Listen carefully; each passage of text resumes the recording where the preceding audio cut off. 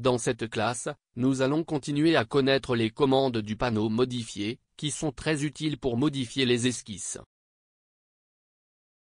Nous allons travailler avec les commandes Scale, Stretch et Offset, qui vous permettent de changer l'échelle, d'allonger les entités et de copier les géométries, respectivement. Nous commençons la classe avec un nouveau fichier de pièces ouvert, avec les mesures en mm, et dessinons un esquisse comme indiqué.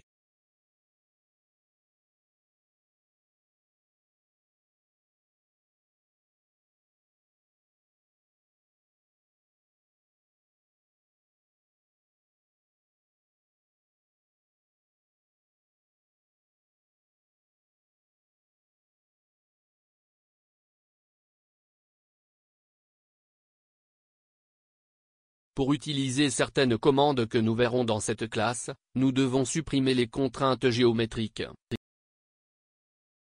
Puis nous cliquons sur F8 pour les afficher, cliquez sur chaque contrainte et appuyez sur Supprimer.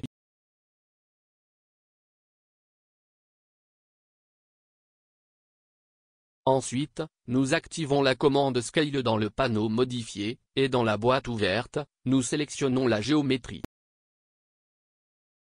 Dans Point de base, nous spécifions un point de référence.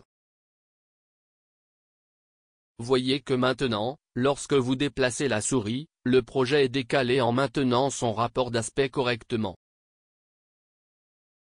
Nous pouvons entrer une valeur précise pour le facteur d'échelle dans le champ facteur d'échelle et, dans ce cas, entrer 2. Notez que la conception a été augmentée car avec des facteurs d'échelle supérieurs à 1, la géométrie sera agrandie et avec des valeurs inférieures à 1, la géométrie sera réduite. Nous confirmons la commande en cliquant sur Appliquer ou en appuyant sur Entrée. Nous avons ajouté quelques dimensions et appliqué à nouveau la commande échelle.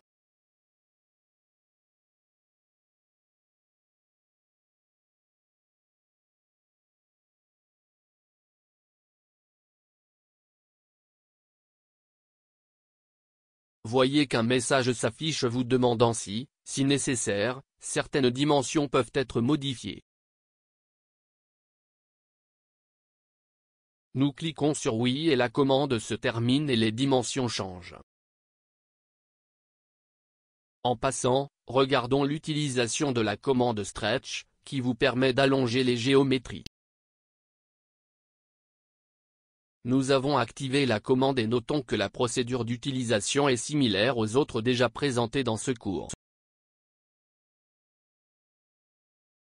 Nous sélectionnons les 3 lignes affichées, cliquez sur Point de base et le point d'origine.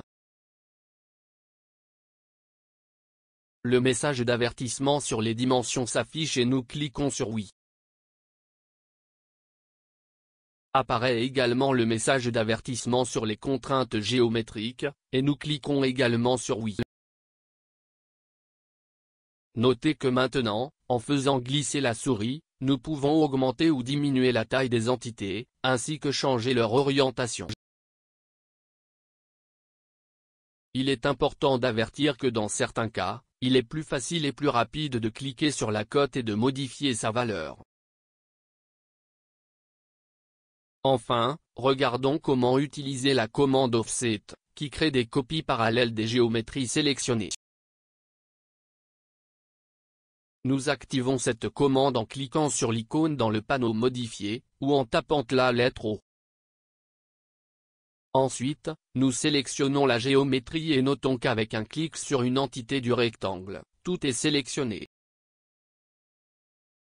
En un clic, nous positionnons la géométrie sur le bureau, augmentant ou diminuant comme vous le souhaitez.